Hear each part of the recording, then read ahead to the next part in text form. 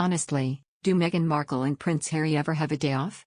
We only ask because, in the 19 months since they shirked their royal titles and left the UK for good, they've accrued more fancy titles than the British Library. And they added another gig to their heaving CVs, announcing they'd become impact partners. No, we have no idea what that means either. Think.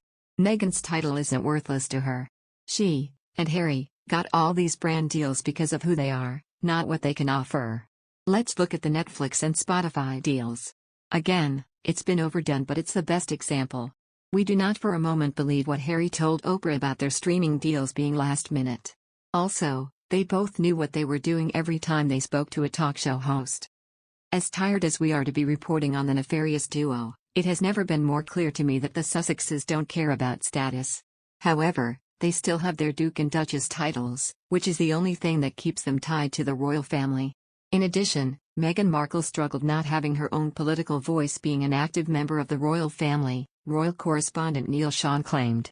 Prince Harry allegedly tried explaining to her that the royal family does not get involved in political matters as they are not allowed to vote and speak about the current government policies. As we know, Meghan really struggled, allegedly, with the removal of her social media. She really liked to interact on that, as I told you before. She also had that blog, The Dig. But the bigger problem really was that she wasn't allowed to have a political voice. This was a big problem allegedly, and, according to a very good source close to Prince Harry, he tried explaining that politics and royalty do not mix. As we all know, the royals are not allowed to vote or indeed, of course, speak about current government policy. He continued, "Now we know how Our Glorious Majesty the Queen leads weekly with the current British Prime Minister, but that was the bigger problem, and she spoke to apparently quite a few people, learned about how and why she is not allowed to have a political voice." Harry and Meghan claim they want his privacy. However, they haven't moved to America to live as private citizens.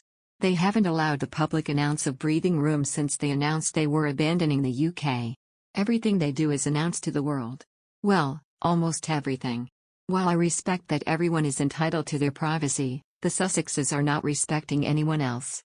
Also, Meghan's dreams would instantly shatter if her title got taken away from her. She wanted to be an A-lister in Hollywood. That happened, but only because she is Harry's wife. Her so-called talent doesn't exist. Very few people knew who she was.